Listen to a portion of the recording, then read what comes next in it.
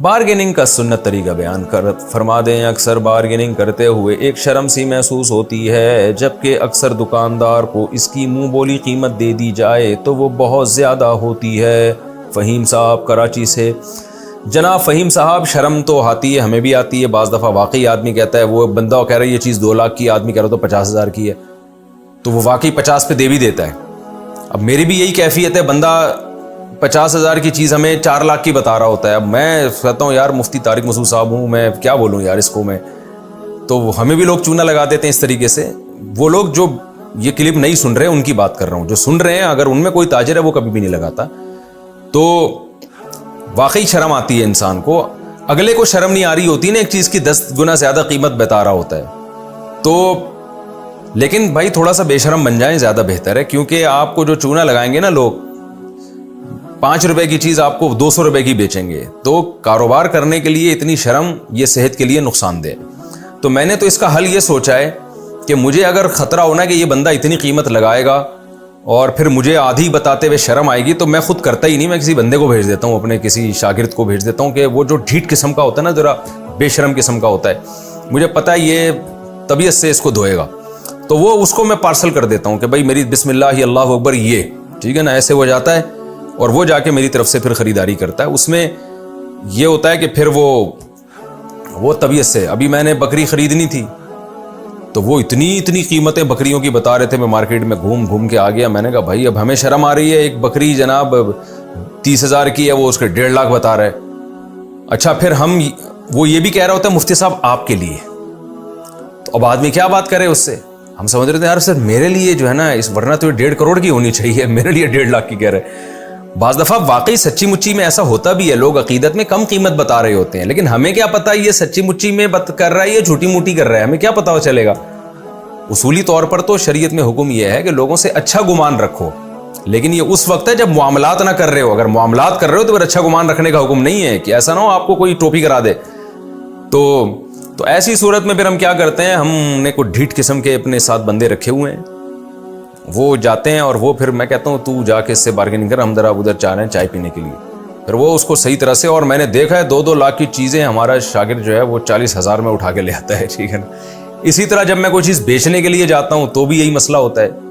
تو یا تو آپ اپنی شرم ختم کر دیں یا کسی بے شرم کو اپنے ساتھ رکھیں. یا بے شرم سے میری وہ والا بے شرم مراد نہیں جو بدتمیز بے شرم ہوتے ہیں، یعنی جس کو میں مذاق سے بے شرم کہہ رہا ہوں، ورنہ وہ بے شرم نہیں ہوتے.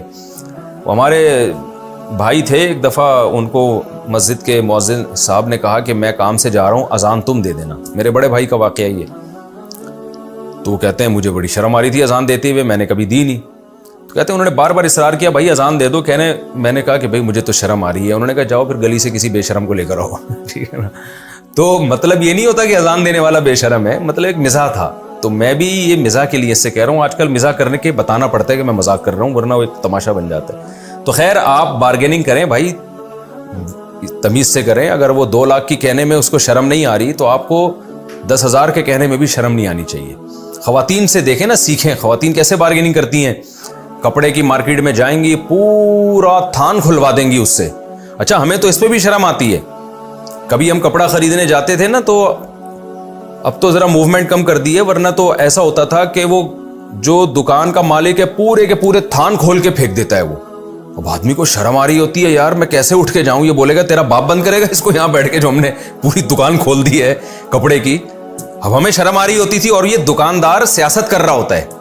وہ سارے کپڑے اس لیے کھول کے ڈالتا ہے کہ اس کو پتا ہے کہ اگر یہ شرمیلا کسٹمر ہوگا اس کو شرم آئے گی کہ یار پوری دکان ادھیڑ دی میں نے اور اب میں کچھ بھی نہیں خرید رہا. تو وہ ایک پرینک دیکھا تھا میں نے بڑا دلچسپ، وہ بھی مجھے یاد آ رہا ہے آپ کے اس مناسبت سے. وہ ایک آدمی نے آرڈر کیا کہ پکوان سینٹر والے کو نا کہ میرا بیٹا پنجاب سے آیا ہوا ہے اور میں یہ بڑا خوش ہے، وہ دعوت کرنا چاہ رہے ہیں، یہ وہ خوش ہو گیا کہ 100 دے گئے تو کہیں نہیں گئی.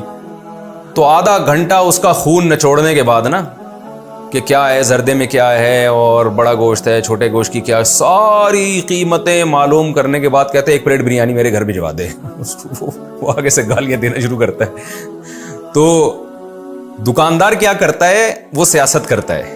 وہ سارے تھان کھول کے آپ کے سامنے رکھ دے گا، اس لیے کہ کسٹمر کو اب اٹھتے ہوئے شرم آئے کہ یار میں نے سارے تھان کھلوا لیے، اب میں جاؤں کیسے. تو وہ کچھ نہ کچھ خرید لیتا ہے. تو یہ دکاندار کی سیاست ہوتی ہے عام طور پہ, وہ دکاندار جو میرا بیان نہیں سن رہے اس وقت. تو اس لیے شرما شرمی میں بھائی تجارت نہیں ہوتی. یا تو کسی ڈھیٹ آدمی کو رکھیں اپنے ساتھ, بے شرم ٹائپ کے آدمی کو, یا خود تھوڑی دیر کے لیے شرم سائڈ پہ رکھ لیا کریں, ورنہ لوگ بیوقوف بناتے رہیں گے. اس کا طریقہ یہی ہوتا ہے کہ بھائی جب آپ کو ایک چیز کی قیمت 50,000 ہے اور وہ 2.5 لاکھ کہہ رہا ہے, آپ 25,000 لگائیں تو اس کو غصہ آئے گا, لیکن وہ مصنوعی غصہ ہوگا, کیونکہ سارا دن وہ اسی سے نمٹ رہا ہوتا ہے, وہ اوپر سے غصہ کر رہا ہوتا ہے.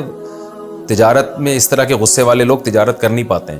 تو اس طرح سے اپنے اندر تھوڑی سی شرم جہاں ہونی چاہیے وہاں کرے نا. گناہ کرتے ہوئے شرم آنی چاہیے انسان کو, نماز قضا کرتے ہوئے شرم آنی چاہیے, بدنظری کرتے ہوئے شرم آنی چاہیے, ابا کے سامنے اونچی آواز سے بات کرتے ہوئے شرم آنی چاہیے, اماں کے ساتھ بدتمیزی کرتے ہوئے شرم آنی چاہیے. ان چیزوں میں شرمائیں.